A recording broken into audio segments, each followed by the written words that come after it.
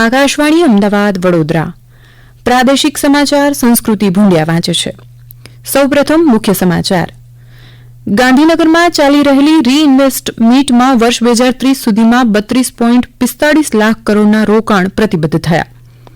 ભાવનગરમાં રાજ્યના પ્રથમ અન્નપૂર્તિ મશીનનું કેન્દ્રીય મંત્રી નીમુબેન બાંભણિયા અને ભીખુસિંહ પરમારના હસ્તે લોકાર્પણ. રાજ્યભરમાં આજથી શરૂ થઈ સ્વચ્છતા હી સેવા પખવાડિયાની ઉજવણી. સેવા સેતુ કાર્યક્રમ અંતર્ગત 55 જેટલી સેવાઓનો નાગરિકોને અપાશે લાભ.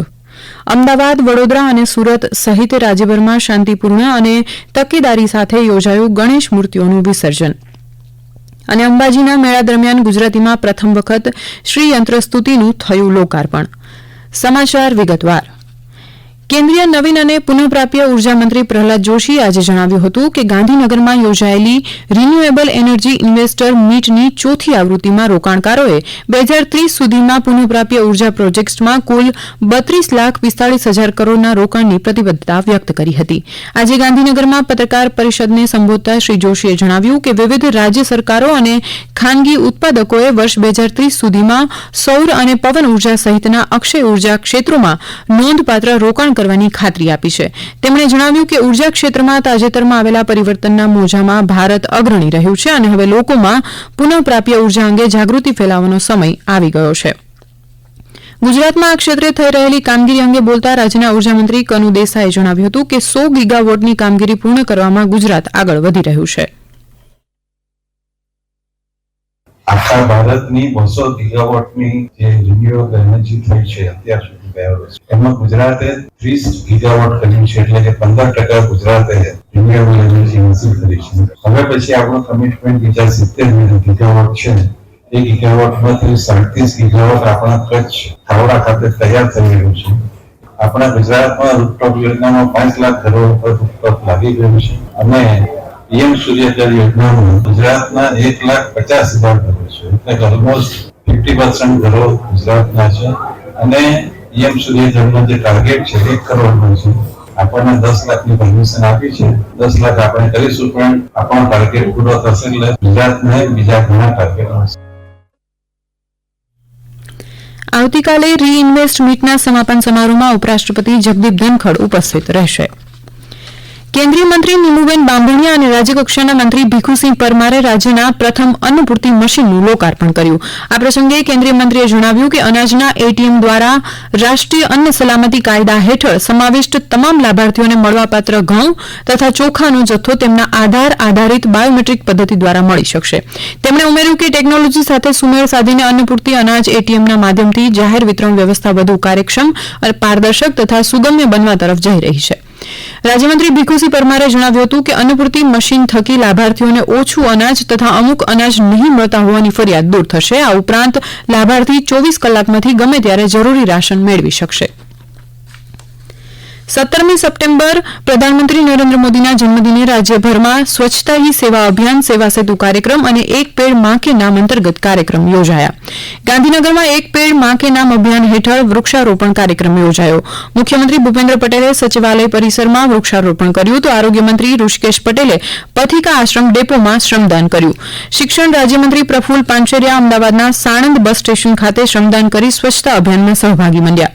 અમદાવાદમાં સહકાર રાજ્યમંત્રી જગદીશ વિશ્વકર્માએ સ્વચ્છતા હી સેવા 2024 અભિયાનનો પ્રારંભ કરાવ્યો તો દસક્રોઈમાં સેવા સેતુ કાર્યક્રમના 10મા તબક્કાનો શુભારંભ થયો. રાજકોટ મહાનગરપાલિકા દ્વારા વૃક્ષારોપણ ઝુંબેશનો શુભારંભ કરાયો. એક પેડ માં કે નામ અભિયાન અંતર્ગત શહેરમાં અંદાજે 4 લાખ વૃક્ષોનું વાવેતર કરવામાં આવશે. સુરેન્દ્રનગર જિલ્લામાં નાયબ મુખ્ય દંડક જગદીશ મકવાણાએ શ્રમદાન કર્યું અને વૃક્ષારોપણ પણ કર્યું. સાબરકાંઠામાં સાંસદ શોભના બારૈયાની ઉપસ્થિતિમાં સ્વચ્છતા હી સેવા અભિયાનનો પ્રારંભ કરાયો. મહેસાણાના જોરણક ગામે જિલ્લા કલેક્ટરે જિલ્લા કક્ષાના સ્વચ્છતા હી સેવા કાર્યક્રમનો પ્રારંભ કરાવ્યો તેમજ વૃક્ષારોપણ કાર્યક્રમ પણ યોજાયો. બોટાદ જિલ્લાના ઉમરાળા ગામે સ્વચ્છતાની સારી કામગીરી બદલ ઉમરાળા ગ્રામ પંચાયત અને સ્વચ્છતા કર્મચારીઓને પ્રમાણપત્ર આપીને સન્માન કરવામાં આવ્યું. આગેવાનો દ્વારા વૃક્ષ વાવેતર અને સ્વચ્છતા અંગે લોકોને માર્ગદર્શન અપાયું તો ઝાડીલા ગામે ક્લસ્ટર કક્ષાનો સેવા સેતુ કાર્યક્રમ યોજાયો. આ ઉપરાંત વડોદરાના પાદરા તાલુકામાં 55 દીકરીઓને વહાલી દીકરી યોજનાના લાભોનું વિતરણ કરાયું. ભરૂચના ભોલાવ એસટી ડેપોમાં સ્વચ્છતા પખવાડિયા અંતર્ગત વિવિધ કાર્યક્રમનું આયોજન કરાયું તો ભરૂચ નગરપાલિકાનો સેવા સેતુ કાર્યક્રમ ધારાસભ્યની અધ્યક્ષતામાં યોજાયો. દીવની 8 ગ્રામ પંચાયતો દ્વારા સ્વચ્છતા હી સેવા પખવાડાનો પ્રારંભ કરાયો.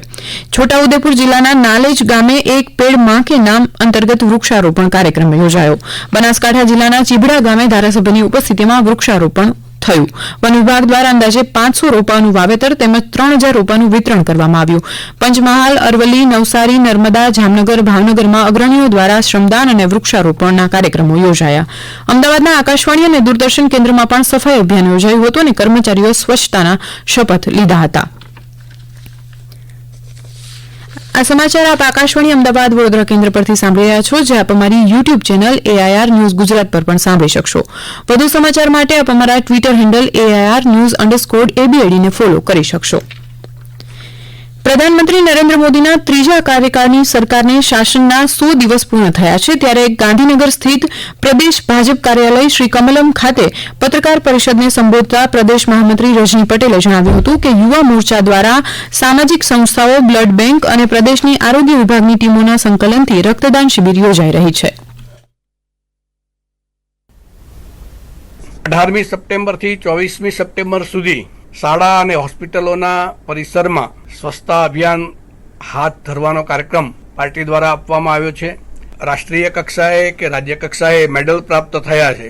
દિવ્યાંગો સહિતના આ રમતવીરો એમને જિલ્લા અને પ્રદેશ કક્ષાએ એમનું સન્માન થાય. આ વૃક્ષારોપણનો કાર્યક્રમ એક પેડ માં કે નામ, પોતાના માતાના સ્મરણમાં એક વૃક્ષનું વાવેતર થાય અને એને ઉછેરવાનો સંકલ્પ લેવાય એ પ્રકારનું સુંદર કામ પણ આ સપ્તાહ દરમિયાન એ કરવામાં આવનાર છે. તેમણે ઉમેર્યું કે 23 સપ્ટેમ્બરે આયુષ્માન ભારત યોજનાની શરૂઆતના દિવસે દરેક વિધાનસભા મત વિસ્તારમાં 60 વર્ષથી વધુ વયની મહિલાઓ માટે નિઃશુલ્ક તબીબી પરીક્ષણ શિબિર પણ યોજાશે. રાજ્યભરમાં 10 દિવસ સુધી યોજાયેલા ગણેશોત્સવનું આજે અનંત ચતુર્દશીએ સમાપન થયું છે. ગણેશજીની પૂજા અર્ચના અને આરાધના બાદ ભારે હૈયે ગણેશ ભક્તોએ તેમનું વિસર્જન કર્યું. શહેરોમાં વહીવટીતંત્ર દ્વારા કરાયેલા કૃત્રિમ કુંડમાં તેમજ અન્ય સ્થળોએ તળાવ અને નદીઓમાં ચુસ્ત પોલીસ બંદોબસ્ત સાથે ગણેશજીની પ્રતિમાઓનું વિસર્જન કરાયું. સાબરકાંઠા જિલ્લામાં ગણેશોત્સવ ઉજવ્યા બાદ આજે બાપાને ડીજે, ઢોલ અને નગારાના તાલ સાથે વિદાય આપવામાં આવી. નવસારીના વાંસદા તાલુકામાં શાંતિપૂર્ણ માહોલમાં 500 થી વધુ શ્રીજીની મૂર્તિઓનું વિસર્જન કરાયું. તાપી, વલસાડ, જામનગર સહિત ઠેર ઠેર બાપાને શ્રદ્ધાપૂર્વક વિદાય આપવામાં આવી. ગણેશ વિસર્જન દરમિયાન રાજકોટના ત્રંબા પાસેની ત્રિવેણી નદીમાં વિસર્જન દરમિયાન 4 લોકો ડૂબ્યા હતા, જેમાંથી 3ને સ્થાનિક લોકોએ બચાવ્યા હતા, જ્યારે એકની હાલત ગંભીર જણાતા તેને રાજકોટ સારવાર માટે ખસેડાયો હતો. આ ઉપરાંત ભાવનગરના કોટિયાકના દરિયામાં પણ એક વ્યક્તિ ડૂબતા તેને ફાયર બ્રિગેડના જવાનોએ બચાવી લીધો હતો. અંબાજીમાં ભાદરવી પૂનમ મહામેળામાં 6ઠ્ઠા દિવસે જિલ્લા કલેક્ટર અને શ્રી આરાસુરી દેવસ્થાન ટ્રસ્ટના ચેરમેન મિહિર પટેલના હસ્તે શ્રી યંત્રની સ્તુતિ અને 8 પ્રકારના દ્રવ્યોની નિર્મિત ગંધાષ્ટકમ માતાજીને અર્પણ કરવામાં આવ્યું. ચાચર ચોકમાં હજારો માઈ ભક્તોની ઉપસ્થિતિમાં માતાજીને સ્તુતિ અને અત્તર અર્પણ કરાતા સમગ્ર ચાચર જય અંબેના નાદથી ગુંજી ઉઠ્યો હતો. સરળ સાદી ગુજરાતી ભાષામાં લખાયેલી આ સ્તુતિ ભાવિક શ્રદ્ધાળુઓની આસ્થાને નવી ઉર્જા પૂરી પાડશે. કોઈપણ શ્રીયંત્ર માટે ગુજરાતી ભાષામાં લખાયેલી આ પ્રથમ સ્તુતિ છે. સિંગાપોર પ્રજાસત્તાકના મુંબઈ સ્થિત કોન્સ્યુલ જનરલ ચેઓંગ મિન ફુંગ અને તેમના પ્રતિનિધિ મંડળે ગાંધીનગરમાં મુખ્યમંત્રી ભૂપેન્દ્ર પટેલની મુલાકાત લીધી. રાજ્યમાં યોજાઈ રહેલી 4થી રિન્યુએબલ એનર્જી ઇન્વેસ્ટ મીટમાં પ્રતિનિધિ મંડળ સહભાગી થયું છે. સિંગાપોરના કોન્સ્યુલ જનરલે ગુજરાત સાથે આર્થિક અને પુનઃપ્રાપ્ય ઉર્જા, શહેરી વિકાસ તથા સેમિકોન સેક્ટરમાં સહભાગી થવાની ઉત્સુકતા દર્શાવી હતી.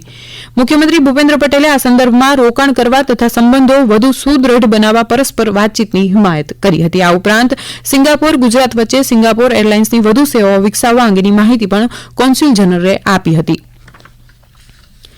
પંચમહાલ જિલ્લાના ઘોઘંબા તાલુકામાં જિલ્લા કક્ષાનો દિવ્યાંગ સાધન સહાય વિતરણ કાર્યક્રમ યોજાયો. આ કેમ્પમાં 283 જેટલા લાભાર્થીઓને 21 પ્રકારના સાધનોની સહાય પૂરી પાડવામાં આવી હતી. અંતમાં મુખ્ય સમાચાર ફરી એકવાર. ગાંધીનગરમાં ચાલી રહેલી રીઇન્વેસ્ટ મીટમાં વર્ષ 2030 સુધીમાં 32.45 લાખ કરોડના રોકાણ પ્રતિબદ્ધ થયા. ભાવનગરમાં રાજ્યના પ્રથમ અન્નપૂર્તિ મિશનનું મશીનનું કેન્દ્રીય મંત્રી નીમુબેન બાંભણિયા અને ભીખુસિંહ પરમારના હસ્તે લોકાર્પણ. આકાશવાણીના અમદાવાદ વડોદરા કેન્દ્ર પરથી પ્રાદેશિક સમાચાર પૂરા થયા.